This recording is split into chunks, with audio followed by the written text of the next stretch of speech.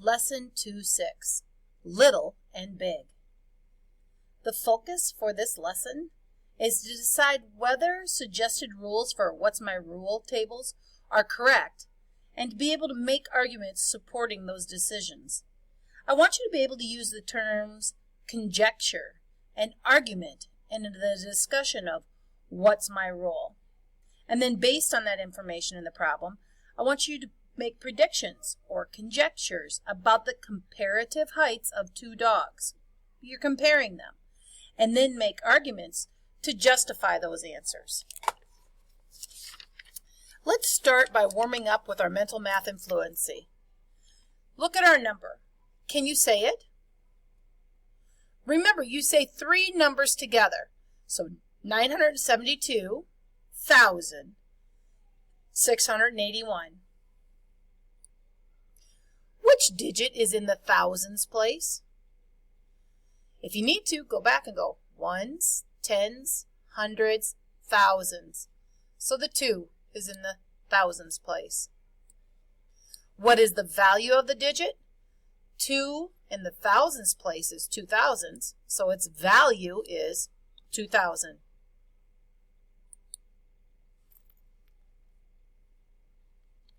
Mr. Cheng's class is trying to figure out the rule for the table below.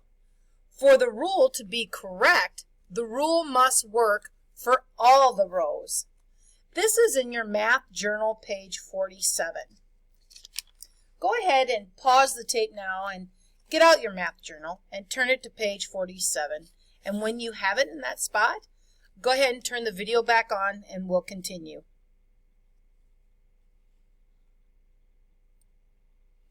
In the table on screen 2, the first column shows educated guesses.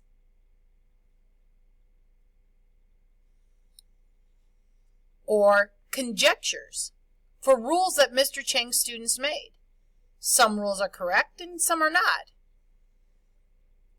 Ask yourself yes or no to tell whether the rule is correct, and then write an explanation or argument for why you think the rule is correct or not.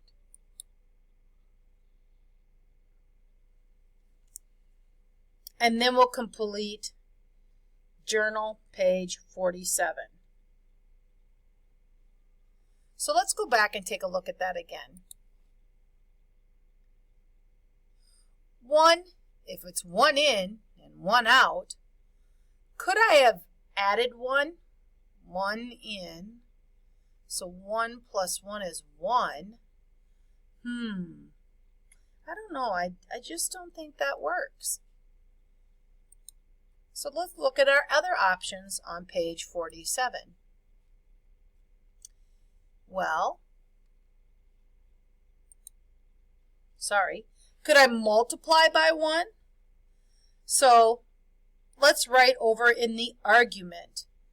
Well, if I multiply by 1, 1 times 1 is 1, but 2 times 1 is 2 and not 3, so that's not possible. So I need to write that in my argument.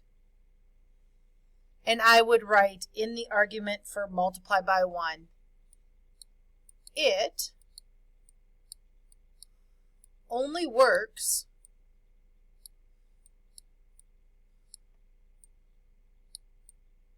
with 1.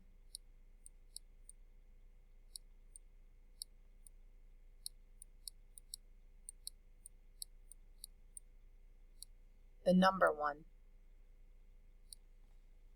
2 times 1 equals 2, not 3, which is what's recorded in the outbox. So you also should have circled the word no. It does not work. Let's look at the next conjuncture. It says, well, should we add 3? So we're going to plus 3. Well, here again, 4 plus 3 is equal to 7 for the last row. The rule must work for all 3 numbers, though. And 1 plus 3 doesn't equal 1 for the first row. So again, you would circle no. And what's my argument? 1 plus 3 equals 4, and not 1,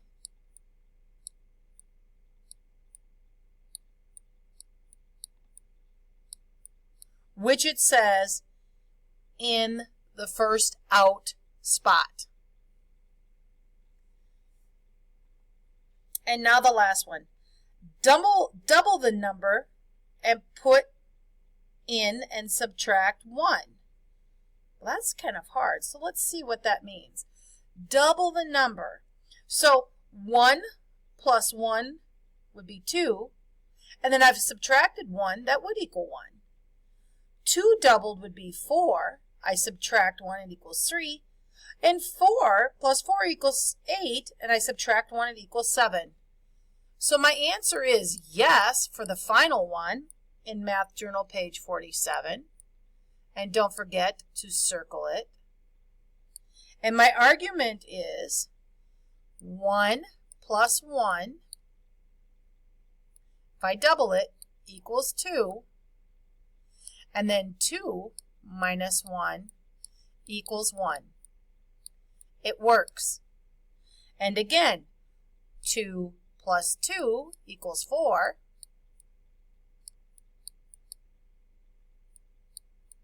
And 4 minus 1 equals 3. And that works. And my final one, 4 plus 4 equals 8.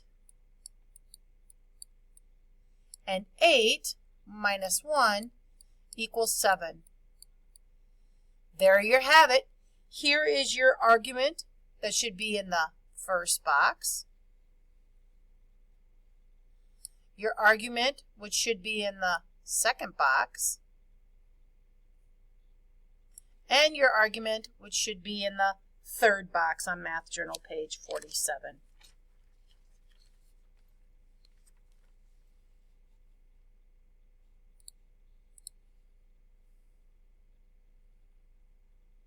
Little and big. Anna has 2 dogs, little and big. She had a picture of them sitting side by side, but the dogs ate most of the picture. Most of Big now is missing. She used dog treats to measure Little's height in the picture, starting at the floor by his paw and going up to the top of his head. Little's height was 2 dog treats. Anna measured the picture of Big in the same way before the picture was torn, using the same dog treats. Big's height was 6 dog treats.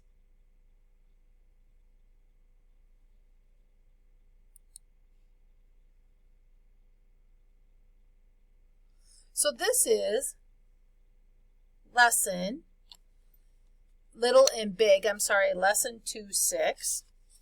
And we want to answer the questions for it. And you're going to find this in Loose Leaf page 65. So look at the picture of Little and Big. And Little and Big is actually on page 66, Loose Leaf. How many paper clips would it take to do the height of the picture of Little? So you're going to need to pause the tape now and go get the paper clips so that you can measure this.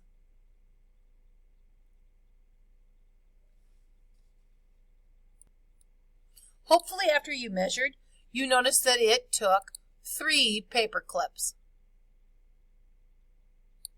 Predict the height of Big in the picture if you measured him using the same number of paper clips and same size. You should have noticed, and I hope you paused it and took the time to do it, that it took 9 paper clips. So, show or tell how you figured out what to predict. You may use diagrams or words or calculations to explain your steps carefully.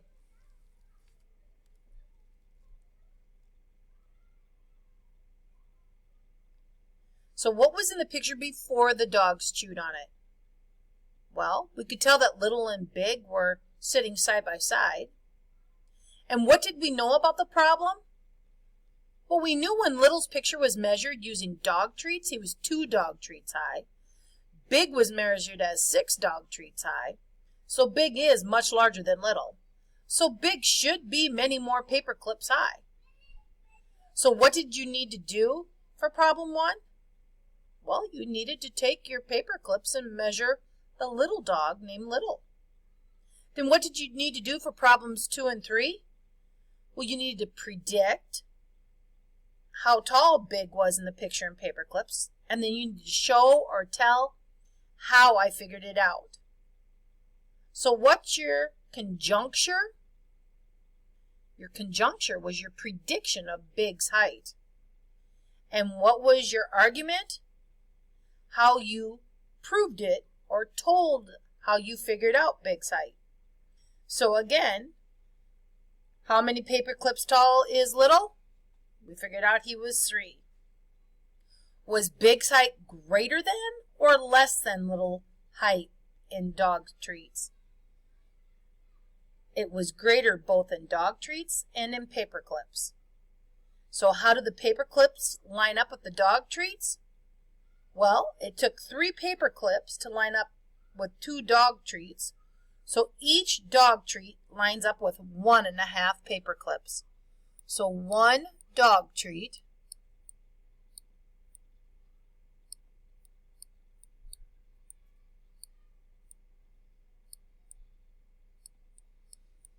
would equal 1.5, and I'm going to abbreviate this. P is for paper, C is for clips.